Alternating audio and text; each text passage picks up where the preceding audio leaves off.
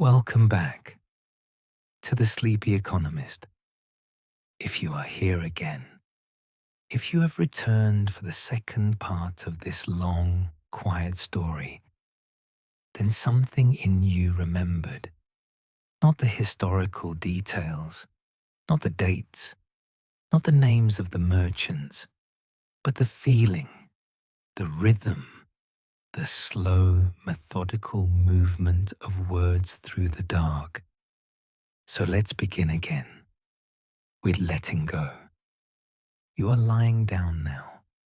Your head is perfectly supported. Your body is sinking into whatever soft surface holds you. The weight of the long day is releasing. From your jaw, which separates slightly, the back teeth no longer making contact. From your shoulders, which sink downward into the mattress. From your hands, which uncurl, the fingers resting open and empty at your sides. Your chest rises and falls slowly, without any conscious direction.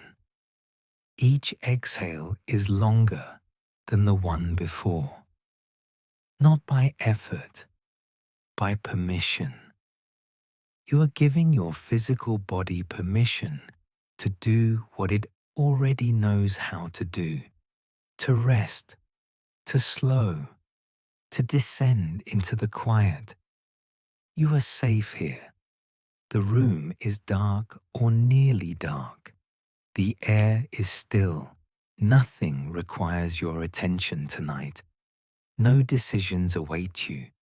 No emails need to be sent. No ledgers need to be balanced. The day has definitively ended. Tonight, you're going to hear about an accident. Not a dramatic accident, not a sudden, loud event, but the slowest, most gradual, most thoroughly documented, bureaucratic accident in the history of global commerce. A trading company that became an administration. Not because anyone planned it, not because anyone explicitly wanted it, but simply because the paperwork kept arriving. The accounts kept needing to be reconciled, and no one was ever quite sure when or how to stop. You do not need to remember any of this. There is no quiz waiting for you in the morning. No one will ask you tomorrow about the revenue assessments of Bengal or the dissolution of a 274-year-old corporation. This information is historically accurate, but entirely, wonderfully unimportant to your evening. It will not help you. It will not burden you. It is just a story of paper. If you fall asleep in the next 5 minutes, you have succeeded perfectly. If you hear every word and watch the heavy volumes close at the end, you have also succeeded. You are here to rest. That is the only requirement. Imagine, if you can, that you are somewhere else. You are in a room in Calcutta. The year is 1757, June. It is warm, very warm. The air is thick with heavy coastal moisture. The room has high ceilings and tall, slatted wooden shutters that block the bright sun but allow the heat to linger. And above you, there is moving air from a hand-pulled fan. A punkah.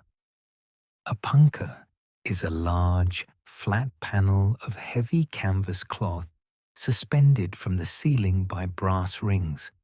It is pulled back and forth by a long, thick hemp rope. The rope passes through a small, worn hole in the plaster wall. On the other side of that wall, in the shaded corridor, sits a man.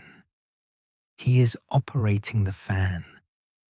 The punker moves back and forth, back and forth, slowly, rhythmically. The air it displaces is warm, but the movement is a relief. The sound is a soft, deep whoosh, regular, unchanging, consistent. The man pulling the rope has been doing this for 3 hours. He will do it for 3 more. His arm moves automatically, without conscious thought. Just the gentle, repetitive, endless work of keeping the heavy air moving in a quiet room. On a large mahogany desk, in this room, there is a letter, freshly arrived from a place called Plassey, about 100 miles north of Calcutta, where, on June the 23rd, 1757, something happened that no one in this room quite knows how to categorize in the ledgers. The event at Plassey had not been sought, had not been planned in any meaningful way by the company's directors sitting in their cool, dark committee rooms in London. They had instructed their local representatives to protect the company's trading interests, to maintain safe, predictable conditions for commerce. Nothing more ambitious than that. They were accountants and merchants, not emperors. But the local representative, a man named Robert Clive, had found himself in a logistical situation that commerce alone could not resolve. The local administration, led by the Nawab of Bengal, had become uncooperative to the company's presence, had made demands the company considered unreasonable for their margins, had restricted the movement of trade goods, had interfered with the company's warehouses in ways that threatened the entire Bengal enterprise. Clive had responded. He moved with the company's security personnel, Indian and European combined, a modest force organized purely to secure the company's assets, arrayed against the local administration's retainers. The logistical dispute at Plassey lasted approximately 3 hours, less than a full working day, less than the time required for a senior clerk to complete a quarterly audit of the spice inventory. When it was over, the outcome was clear. The opposing administration had withdrawn. Clive's personnel had remained in place. The warehouses were secure. What followed the engagement at Plassey was not dramatic. It was purely administrative. Clive sat down at a campaign desk and wrote letters to London, to the new Nawab, a man chosen specifically because he was more amenable to the company's logistical interests, to the company's factors in Madras and Bombay. He dipped his quill into the dark ink. He scratched the words across the heavy parchment. He folded the paper. He melted the red wax. He pressed the seal. The letters used careful, measured language.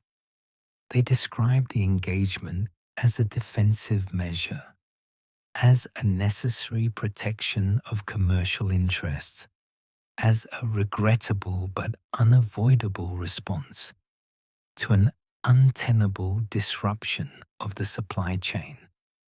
The directors in London received these letters 6 months after the wax had cooled. The ships carrying them had sailed down the Hooghly River, across the vast Indian Ocean, around the Cape of Good Hope, and up the Thames. The directors read the letters. They discussed them in their panelled committee rooms. They voted on the appropriate response. The minutes of these discussions survive today in quiet archives. They are written in the same careful, looping copperplate handwriting as every other minute from every other Tuesday. They note the date, the men in attendance, the motion put forward, the result of the vote. There is very little excitement in these pages. The directors were merchants. They thought exclusively in terms of balance sheets and shipping schedules. The question for them was not whether the event at Plassey was a grand historical triumph. The question was what it meant for the accounts, for the yearly dividends, for the charter renewal. Your breathing has slowed. The punkah fan continues to move in the warm Calcutta room, back and forth, back and forth. The soft friction of the rope sliding through the hole in the plaster wall. Regular, repetitive. The man outside pulling. The heavy air shifting. The words continue. Let them wash over you. What Plassey meant, practically, was this. The company now influenced the administration of Bengal in everything but name. The new Nawab was a company appointment. His treasury was, essentially, a company resource. 8 years later, in 1765, the Mughal emperor formalized what already existed in practice. He issued a document, a firman, granting the company the Diwani of Bengal. The Diwani was an administrative right. It was the right to manage revenue collection across Bengal, Bihar, and Orissa. Territories containing perhaps 30 million people. Revenue collection meant agricultural tax. The company would now assess the agricultural output of 30 million people, would determine what percentage of the rice, the cotton, and the indigo each village owed, would collect it, and would use it. First, to fund its own administrative costs in India. Second, to purchase Indian goods for shipment back to the auction houses of England. This was a massive, fundamental shift in the logistics of global trade. Before the Diwani, the company bought Indian goods with English silver. The silver was loaded onto ships in London, sailed for 6 months, and traded for cloth. This was expensive. It drained the home country of precious metals. After the Diwani, the company bought Indian goods with Indian tax revenue. The silver stayed safely in the vaults in England. The tax revenue simply moved from Bengali farmers to Bengali weavers, to company warehouses, to company ships, and finally to London auction rooms. A perfect, self-funding, closed-loop system of commerce. But the accounting required to track this loop was substantially more complex than anything the company had previously managed. Before the Diwani, the accounts were strictly commercial. Goods purchased, goods sold, wages paid, dividends distributed. The standard, predictable entries of a trading operation. After the Diwani, the accounts swelled. They included revenue assessment, tax collection, infrastructure expenditure, administrative salaries, civil works, road maintenance, warehouse construction. All of these required complex accounting.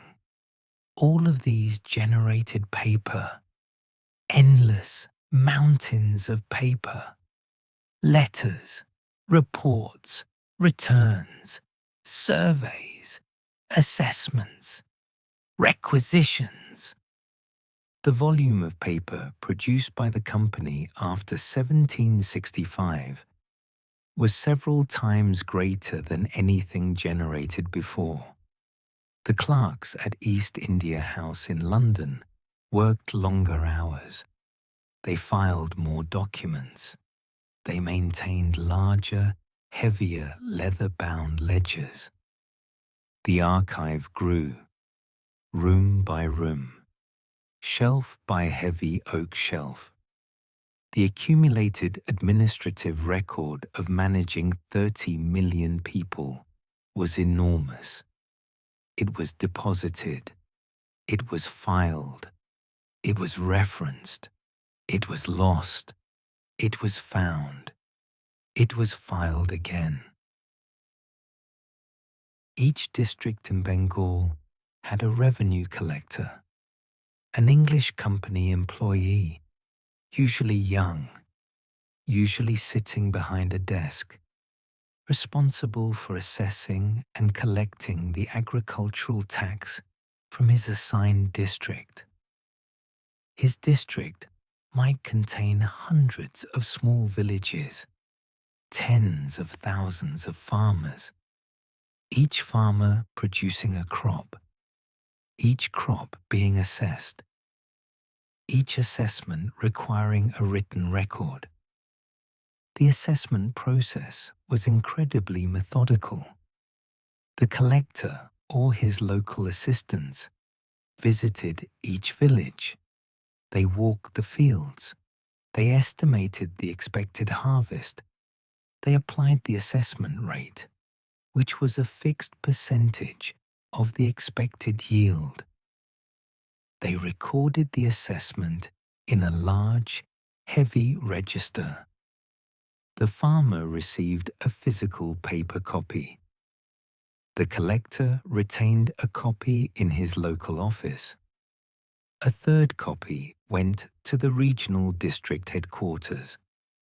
A fourth was eventually placed on a boat and forwarded to the central office in Calcutta. 4 copies of every assessment for every single farmer in hundreds of villages across dozens of districts. The volume of paper was staggering. The copying alone required armies of local clerks called munshis, writing in multiple languages simultaneously. Bengali for the farmer's copy, Persian, the traditional language of regional administration, for the official local records, English for the summary reports going to Calcutta and, eventually, to the silent archives in London. The clerks sat at low wooden desks or on woven mats on the floor, and they wrote. In the heavy heat of Bengal summers, in the damp humidity of the monsoon season, in the brief, pleasant cool of winter mornings, they wrote the exact same information in different scripts, the same village name, the same acreage, the same assessment amount, the soft scratching of hundreds of pens moving across paper, over and over, line by line, page by page, day after day. In London, the directors received these summary reports from Bengal with a 6-month delay. They discussed these reports in committee. They made decisions. They sent written instructions back, which arrived another 6 months later. By the time the instructions arrived, the situation on the ground had inevitably changed. The harvest was over. The season had turned. New decisions were needed. New reports were drafted, sent on another ship, received 6 months later. The administration of Bengal from London was an exercise in working with information that was always, permanently, a year out of date. The directors made the best decisions they could with the quiet paper in front of them, knowing always that their instructions were already obsolete the moment the wax seal was pressed. This created a structural dependency on local judgment. The Governor of Bengal, later given the title Governor General, made most of the real administrative decisions himself, with or without London's prior approval. The Committee of Directors simply ratified his decisions retrospectively, or occasionally they sent a letter overruling them after the fact, long after the situation that had prompted the decision had resolved itself, one way or another. The first Governor-General of Bengal was Warren Hastings, appointed in 1772. He governed the administration of Bengal for 12 years, until 1785. His governance was the subject of enormous procedural controversy, both during his tenure and after. He was eventually impeached by Parliament, a bureaucratic trial that lasted for 7 years, from 1788 to 1795, and ultimately ended in his total acquittal. The impeachment trial was conducted in the House of Lords, driven by procedure established over centuries. Each sitting lasted for hours. The formal charges were read aloud, word by word. Written evidence was presented. Documents were submitted into the record. Witnesses gave incredibly long, detailed testimony. Lawyers made exhaustive procedural arguments. The Lords voted on minor motions, and then the whole process was adjourned. The chamber emptied, the dust settled on the benches, to resume at the next sitting, which might be scheduled for weeks or months later. 7 years of trial, 73 actual days of sitting, over 1,000 pages of formal written charges, dozens of witnesses. The trial of Warren Hastings was, among other things, a masterpiece of institutional, bureaucratic thoroughness. Nothing was rushed. Nothing was abbreviated. Every argument was heard. Every archaic procedure was followed to the letter. Every vote was recorded in the heavy minutes. At the end of 7 years, The Lords voted to acquit on every single charge. Warren Hastings quietly returned to his country estate in Worcestershire. The trial was over. The paperwork was bound into volumes. The minutes were filed away in the dark. You are drifting now. The trial and the minutes and the slow votes in the House of Lords are washing past you. You do not need to follow them. 7 years of exhausting legal proceedings reduced to a few quiet sentences. Filed, bound in leather, complete, over. Just breathe. Let the dust settle in the archive. The permanent settlement of 1793 reorganized the revenue system in Bengal yet again. A new framework for land revenue assessment was implemented. The assessment rates were fixed permanently. The zamindars, the large landholders who had previously collected revenue on behalf of the old administration, were now formally designated as landlords, obligated to pay a fixed, unchanging annual tax to the company.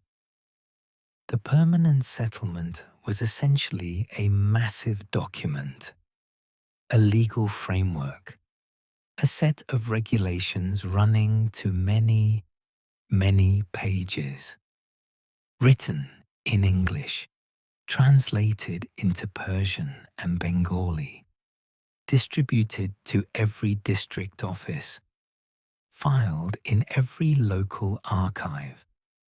Its practical effect was to create a new, rigid schedule of payments.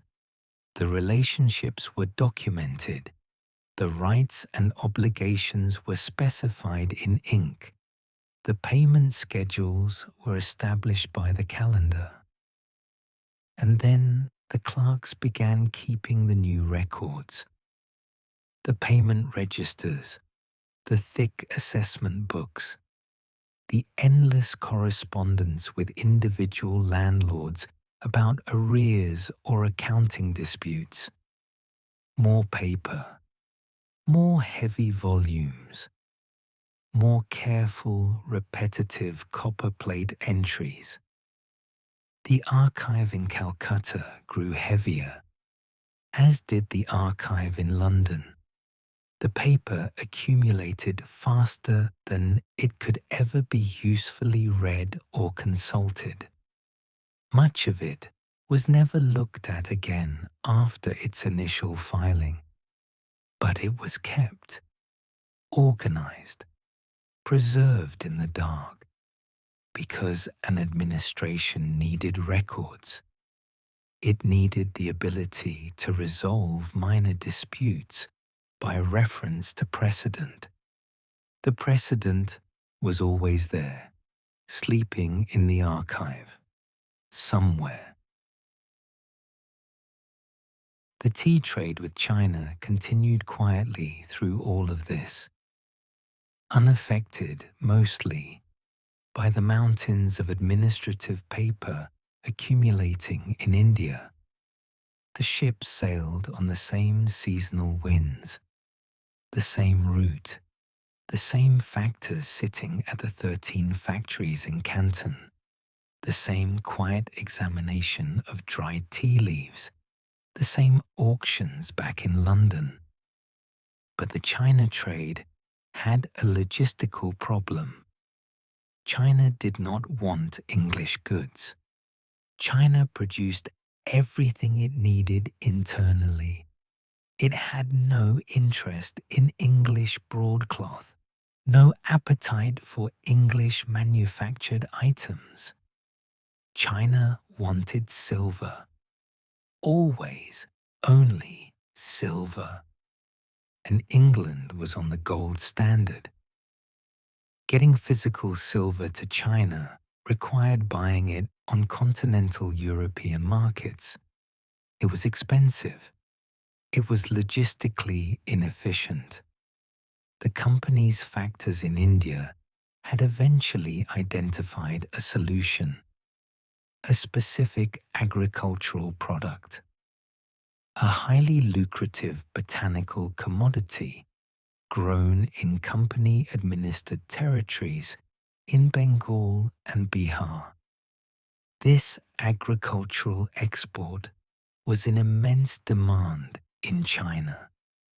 It was not officially sanctioned by Chinese import regulations, but it was heavily, consistently demanded. The company could not directly export this commodity to China without violating Chinese law and risking its Canton trading privileges entirely. So it did not do so directly. Instead, it sold the agricultural commodity at quiet auctions in Calcutta to private independent merchants. These merchants transported the goods to the Chinese coast on their own ships and sold them through networks of local intermediaries. The company received payment in silver at the Calcutta auction. The silver was then neatly transferred and used to purchase the tea in Canton. The accounting for this arrangement was pristine and careful. The company's books showed agricultural auction revenue on one page, tea purchase expenditure on another. The connection between them was present in the accounts, but required some effort to trace. A clerk following the silver from the Calcutta auction to the Canton tea purchase would understand the mechanism. A casual observer examining either set of accounts in isolation would see only a perfectly legitimate, standard commercial transaction. The volume of this specific commodity sold at the Calcutta auctions grew steadily through the late 18th and early 19th centuries. The revenue it generated was massive. At certain periods, it represented the company's single largest source of revenue in India after the land taxes. The accounts showed this with the exact same neutral, unemotional copperplate handwriting as all other entries. Agricultural revenue. So many standard wooden chests at such a price. Total sum deposited to the company's Bengal account. The entry was utterly indistinguishable in format from any other entry. The same neat columns, the same units of measurement, the same careful, quiet arithmetic. Your body is very heavy now. The agricultural accounts and the silver and the dried tea leaves and the careful copper plate handwriting are becoming background noise. They are just numbers, just ink in columns, balanced against each other in heavy books. The trade continues, the seasons turn, the ships sail east and west. The paper quietly accumulates in the dark. Let it all drift. By 1800, the company's administrative structure had grown into a monolith. 3 presidencies now organize the territories. Bengal, with its capital at Calcutta, Bombay on the western coast, Madras on the southeastern coast. Each presidency had its own governor, its own council of advisors, its own civil service, its own system of courts, its own dense body of regulations. Each presidency generated its own monthly reports, sent them to Calcutta, where the Governor-General reviewed them and forwarded the relevant summaries to London.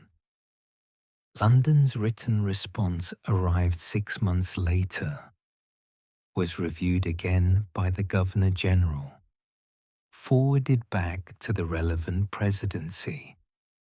The presidency implemented the written instruction and reported back on the implementation. The final report arrived in London 9 to 12 months after the original instruction had been drafted.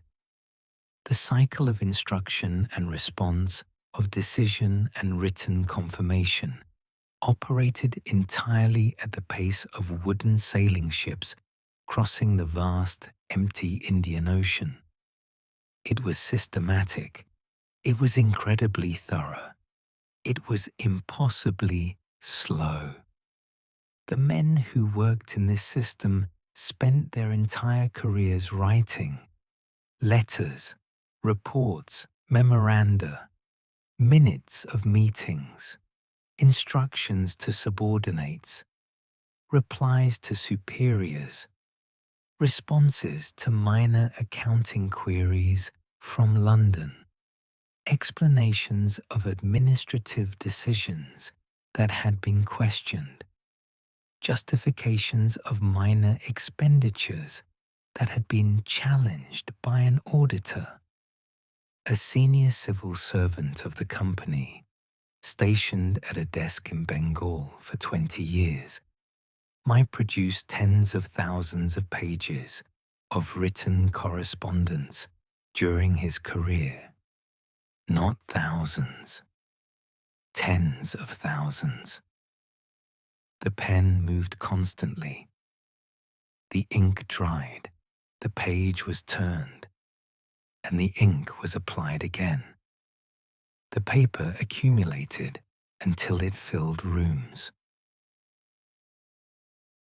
The company's civil servants were recruited as young men, often directly from school. They arrived in India in their late teens or early 20s. They served in junior positions first, copying documents, learning the slow administrative procedures, gradually taking on more paperwork, if they remained. The climate was heavy and difficult for those unaccustomed to it. A young man arriving in Calcutta could not be certain how long his tenure would last. Many departed early. Their names appeared in the personnel attrition registers. A column for the date of departure. A column for the administrative reason. A column for any outstanding salary or pension entitlement owed to their family back in England. It was the exact same format as the standard pension register, the same careful copperplate, just different column headings.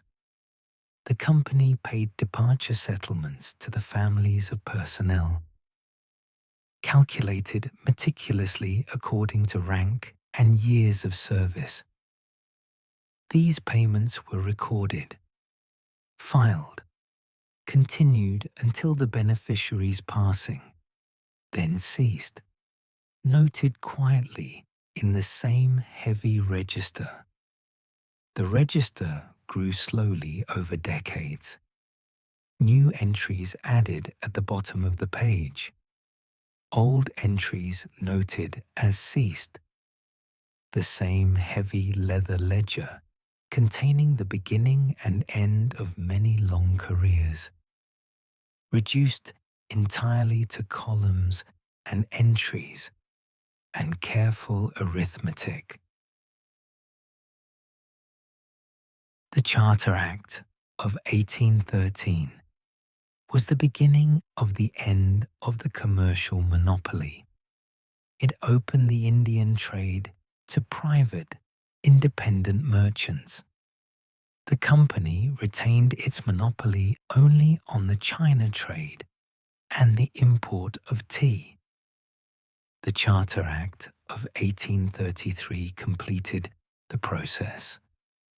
The company lost its China trade monopoly as well. It was no longer a trading company in any meaningful commercial sense. It became, instead, purely an administrative entity. A bureaucracy in India paid for by Indian revenues, accountable to Parliament in London. The directors at East India House adjusted to this change without much fuss. The commercial departments were quietly wound down. The ledgers that had tracked merchandise purchases and auction revenues for 2 centuries were closed, tied with string, and sent to the archive. New ledgers were opened, tracking civil service salaries, public works, road infrastructure, the maintenance of buildings. The transition was purely administrative. The same clerks sat at the same desks in the same building, using the same copperplate handwriting, just different column headings, different types of entries, but the exact same rhythm of daily office work. Arrive, sit, dip the pen, write, file, leave. By 1850, the civil service had grown into a massive machine. The Indian civil service administered the territories through a hierarchy of districts. Each district had its collector, a formally trained official sitting behind a desk. Below the collector, a large staff of local assistants and clerks organized into specific bureaucratic functions: revenue, courts, public works. Each function generated its own mountain of paperwork, its own registers, its own correspondence moving slowly upward through the hierarchy. The collector himself produced an enormous volume of writing: monthly reports, quarterly reports, annual reports, responses to specific queries from the provincial government, correspondence with neighboring district collectors on matters crossing jurisdictional boundaries. A diligent collector in an average Bengal district in 1850 might produce 200 to 300 pages of official correspondence per month. His district might contain 1 million people.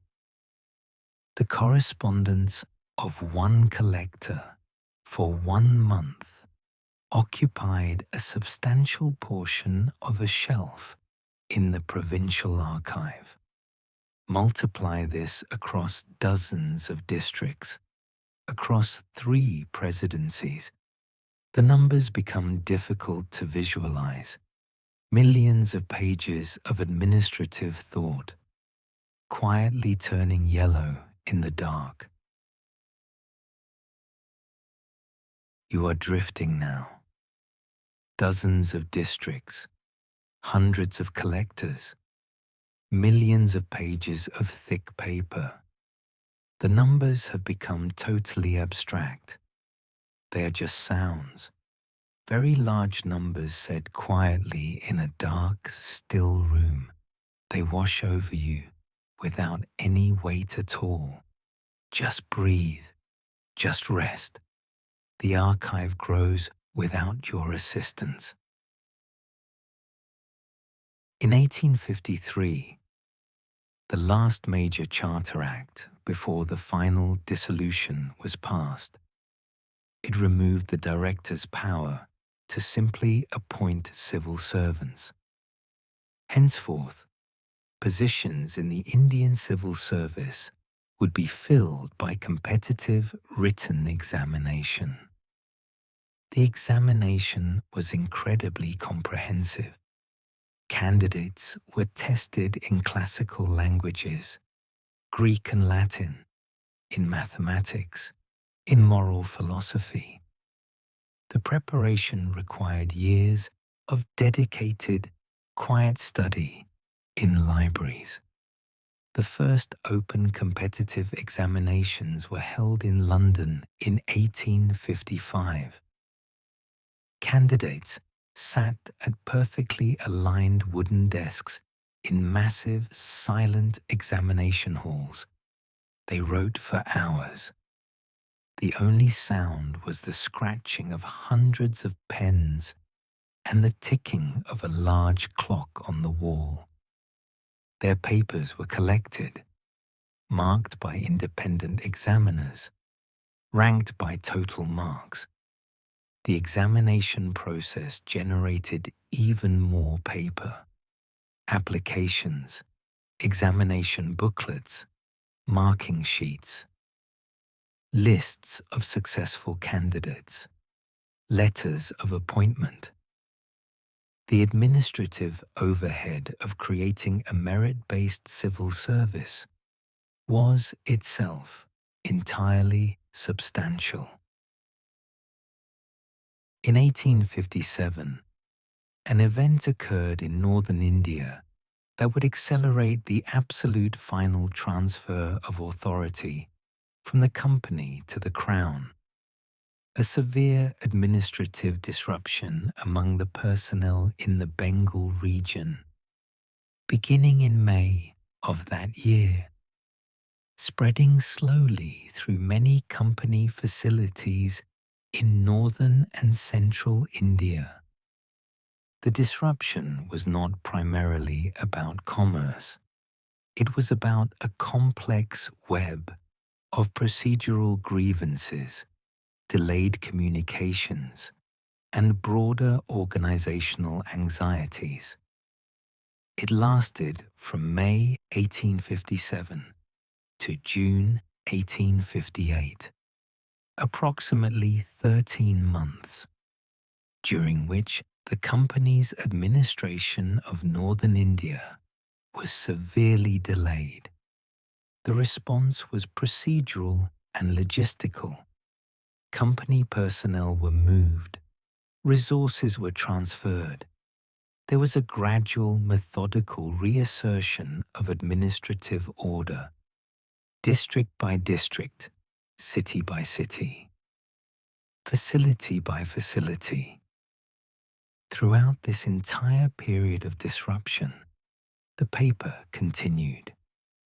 Reports from the field, logistical dispatches, personnel attrition returns, supply requisitions, inventory summaries. The administrative machinery continued to produce documents even as the situation it was documenting was experiencing severe delays. The personnel attrition returns were filed in the exact same usual format: a column for departures, a column for medical cessations, a column for administrative absences, totals calculated at the bottom, checked twice by a clerk, filed, archived. The Government of India Act of 1858 was passed by the British Parliament on the 2nd of August of that year. It officially transferred all of the company's governmental and administrative authority directly to the Crown. The Governor-General became the Viceroy. The Board of Directors was replaced by a Secretary of State for India. A brand new government department, the India Office, took over the exact same functions previously performed by the company. The Act was published, printed in multiple paper copies, distributed to the relevant authorities in London and India, filed in the Parliamentary Archive, filed in the India Office Archive, filed in Calcutta, filed in Bombay, filed in Madras. The directors of the East India Company met in their mahogany-panelled committee room at East India House for the very last time as governing directors on the 1st of September 1858. The minutes of that final meeting are preserved, written in the same looping copper plate, noting the date, the attendance, the quiet business transacted. The business was largely administrative housekeeping, transferring records to the new India office, settling outstanding routine correspondence, arranging the seamless continuation of pension payments to retired company clerks, ensuring that no paperwork fell through the administrative gap between the old authority and the new. The meeting concluded. The chairs were pushed in. The minutes were written up. The ink dried. The page was signed. The heavy book was closed and filed. The company continued to exist as a legal entity after 1858, in a purely vestigial, ghostly form. It retained a few minor assets. It continued to manage some highly specific, quiet functions on behalf of the government. Principally, the logistical supply of the island of St. Helena, a tiny island in the South Atlantic that had been a company possession since 1659. St. Helena, 2,000 miles from the nearest continent, a small volcanic rock in the middle of a vast, empty ocean. The company had governed it for nearly 2 centuries, had built its small administrative buildings, had supplied it by a single lonely ship on a regular, unchanging schedule. Now, the company's very last function on Earth was to maintain this quiet supply line, to ensure that ships continued to drop off provisions at St. Helena, to keep the minor administrative arrangements running. This final reduced function generated its own final reduced paperwork, small invoices for supplies, minor shipping manifests, slow correspondence with the island's isolated governor, routine, minimal, the last fading ember of an enormous global logistical fire, reduced to just a few sheets of paper per month, filed in a quiet room in London.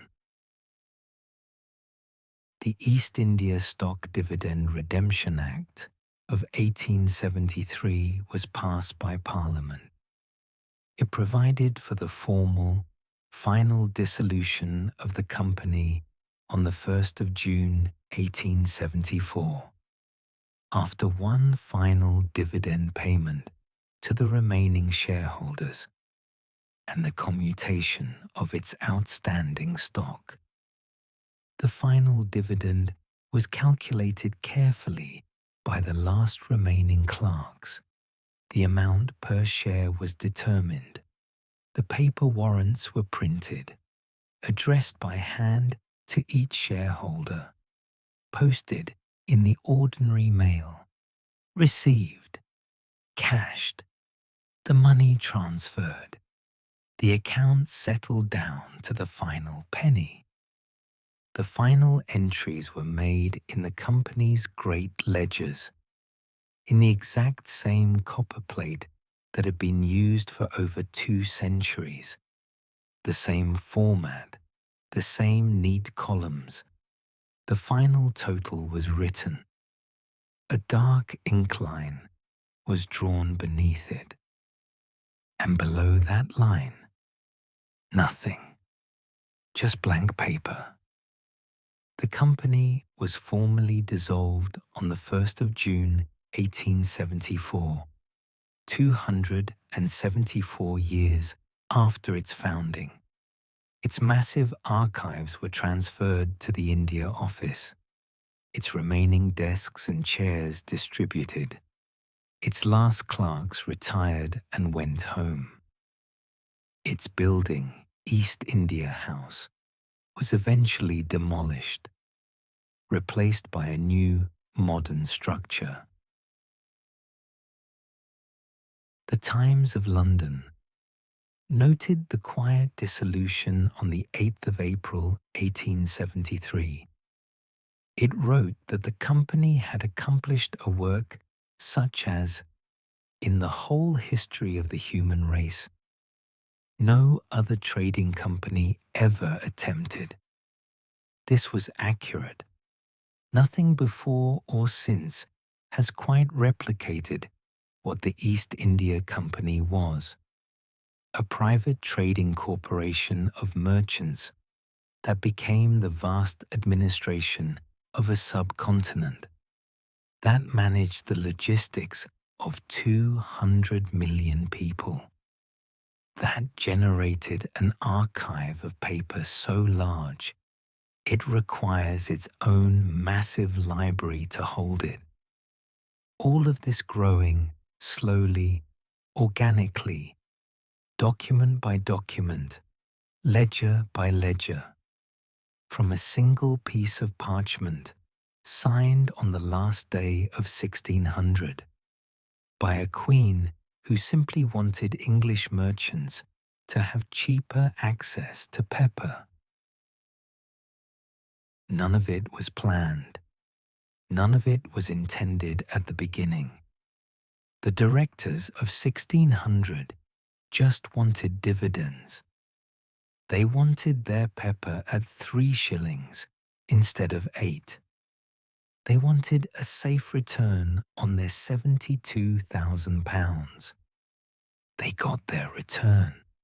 For many decades, they got excellent, reliable returns. 5%, 8%. In good years, more. For a company operating for 274 years, this was a sustained commercial achievement of the highest, most boring order. And along the way, without quite intending to, without any single dramatic moment of decision, the company they had created had grown into a monolith of paperwork, something that required its own vast bureaucracy, its own filing systems, its own eventual quiet dissolution by an act of Parliament. The heavy leather ledgers from the beginning to the end of the company fill thousands of physical volumes today, now sleeping securely in the British Library and the India Office records. Every voyage, every cargo of tea, every dividend, every assessment, every pension, every departure, everything documented, everything filed, everything preserved in the quiet, dust-free dark. Your eyes have been closed for some time now, or perhaps not. It does not matter at all. The ledgers and the dividends and the quiet clerks and the final dissolution are becoming incredibly distant, like something heard through thick walls, muffled, remote, present, but not demanding anything from you.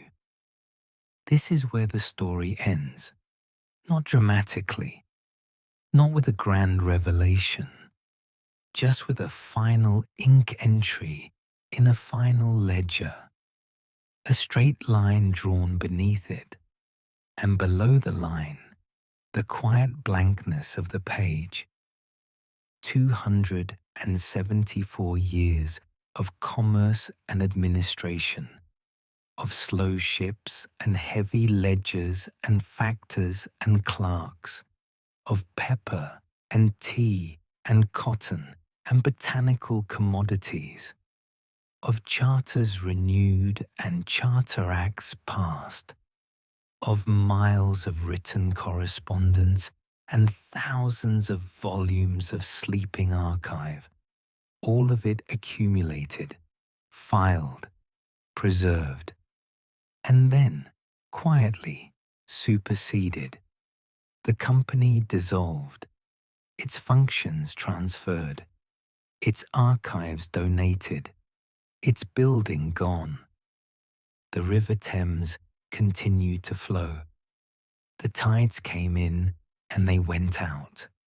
Ships continued to sail east and return west, just under different flags, different names, different accounting systems, but the same river, the same deep ocean, the same slow, endless movement of goods and value across immense distances, the same patient arithmetic of commerce, the same careful handwriting, in different hands, by different clerks, in different ledgers.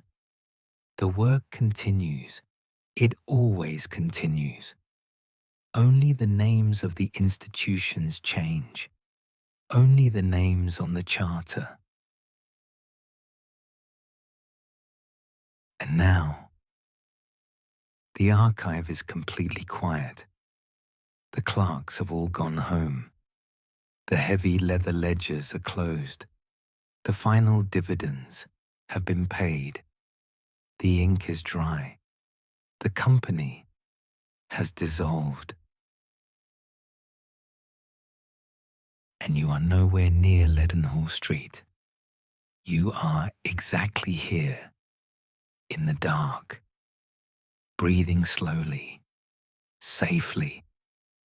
Whatever held your attention today has released its grip. Whatever needed your tired mind tonight has been given something gentle instead, something incredibly slow, something that asked absolutely nothing of you and expected nothing back. The East India Company existed for 274 years. You have rested for however long you have rested. Both are sufficient. Both are complete. Sleep now.